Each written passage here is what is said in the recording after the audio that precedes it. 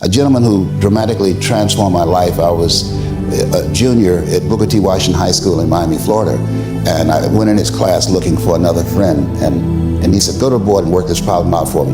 I said, sir, I can't do that. He said, why not? I said, I'm not one of your students. He said, do it anyhow. And the other kids started laughing, saying, he's Leslie, he's DT. And he said, what's DT? His brother is smart, but he's the dumb twin. And I said, I am, sir. And he came from behind his desk and he pointed at me and he said, don't you ever say that again. Someone's opinion of you does not have to become your reality.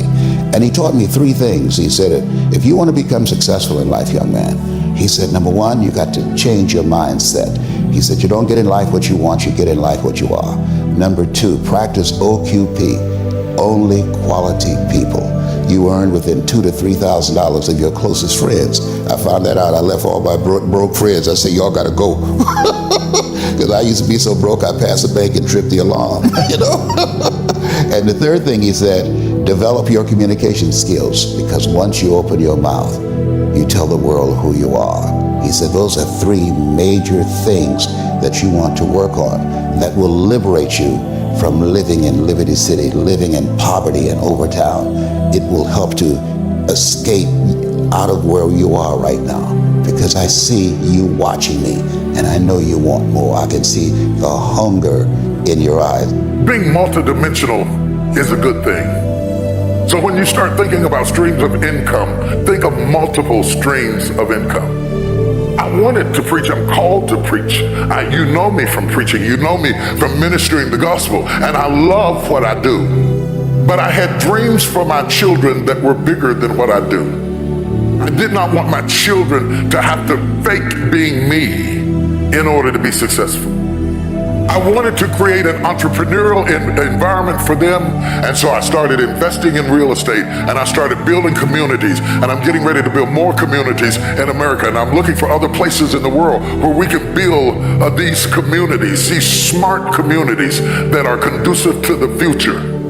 You do not build your business on where you are or where you've been. You build your business on where you're going. So then, if you are building for the future, then you have to reimagine your strategy.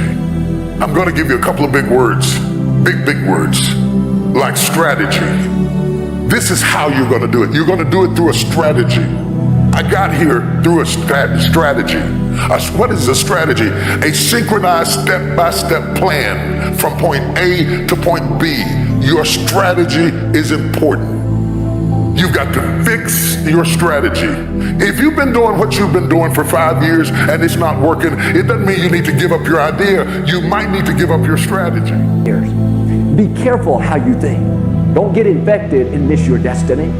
Are you like one of the 10 spies? I can't beat this illness. Can't accomplish my dreams. I don't have the connections. I had this big setback at work. That's going to ruin my business. None of the challenges you're facing are a surprise to God. You wouldn't be facing it if you couldn't handle it. Like the Israelites, He's already promised you the victory. Don't get stuck in a defeated mentality. The Apostle Paul said, thanks be to God who always causes us to triumph. He didn't say some of the time or most of the time. He said always. It may be tough now, but keep the right perspective. Victory is in your future. Healing is in your future. Abundance is in your future. Freedom is in your future. Yes, the giants may be big, but our God is bigger. He parted the Red Sea. He closed the mouths of lions. He brought the dead back to life. That obstacle is no match for Him. He didn't bring you this far to leave you. The obstacle may be high, but our God is the Most High. A virus may be powerful, but our God is all powerful. I'm asking you to be a Joshua, be a Caleb. Think power thoughts, think can-do thoughts, think victory thoughts. Don't look at how big the problem is, look at how big your God is. You get hungry by finding something that's you. I believe that all of us are born unique, but most of us die copies. You got to find out what is it that turns you on, what resonates with you.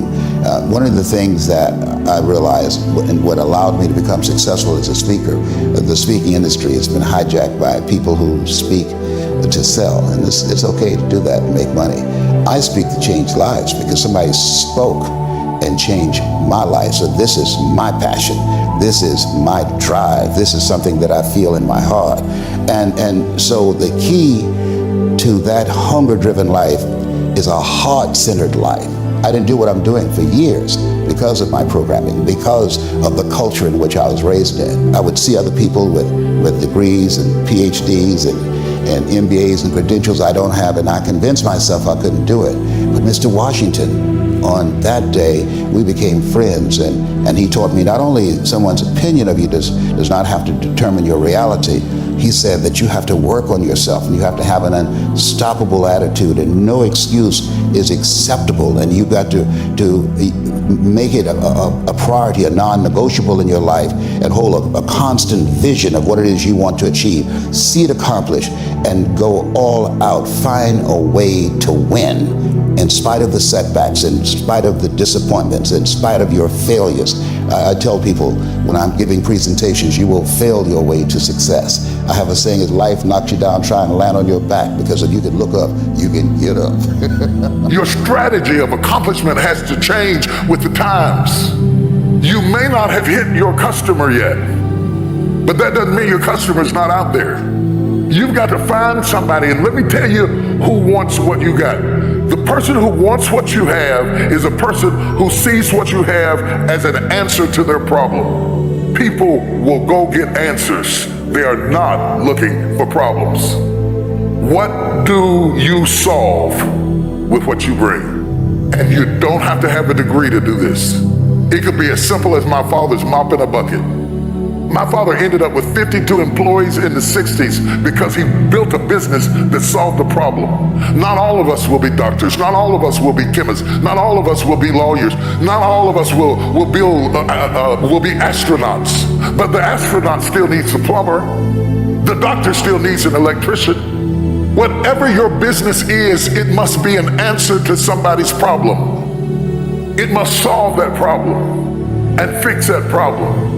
And when you do whatever you do and you find yourself maxing out at what you do is not who you are. What you do is not who you are. What you do is not who you are. People say T.D. Jakes is a preacher. First of all, he wasn't always.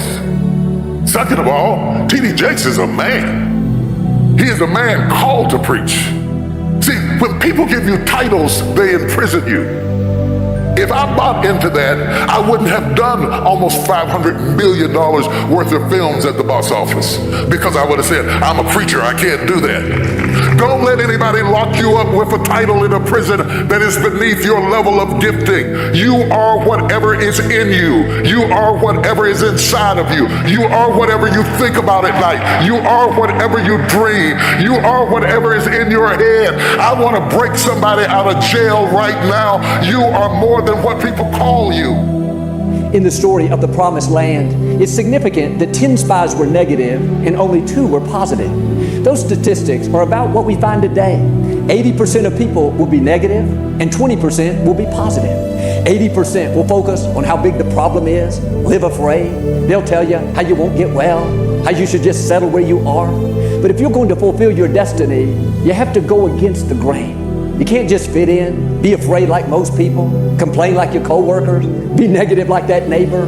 God is looking for Joshuas. He's looking for Calebs. He's looking for people that stand out, for people who believe when it seems impossible, who aren't discouraged by how big the opposition is.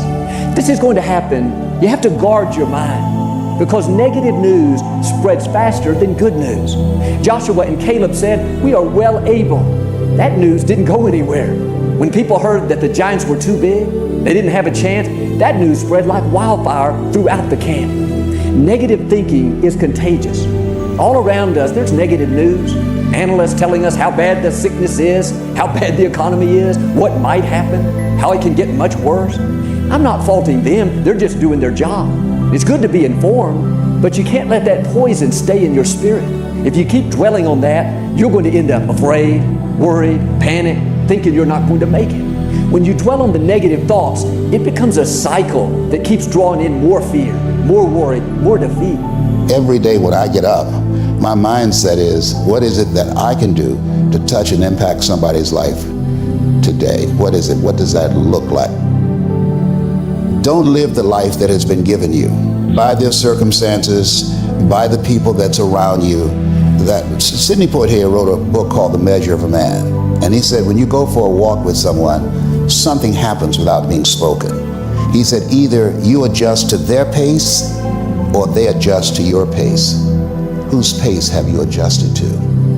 And so there are things that we pick up and we think that they're our choices, but they're the choices that we've been programmed by life to do. When we leave our homes in the morning, we're bombarded with over 6,000 advertising hits through Facebook, through Twitter, through Instagram, through television, through our phones and through our communities, and through the computers. And so all of these things are impacting us every day. So if you don't have a program for your mind, then your mind is going to be programmed, and you'll find yourself doing things that you did not know and that they affected you, that they, through marketing techniques and strategies, that they will create a thirst within you. I came up in an era that said if you built the best mousetrap, the world will be the path to your door. But if you know marketing, people will sleep outside your store to buy a telephone they've never touched or seen.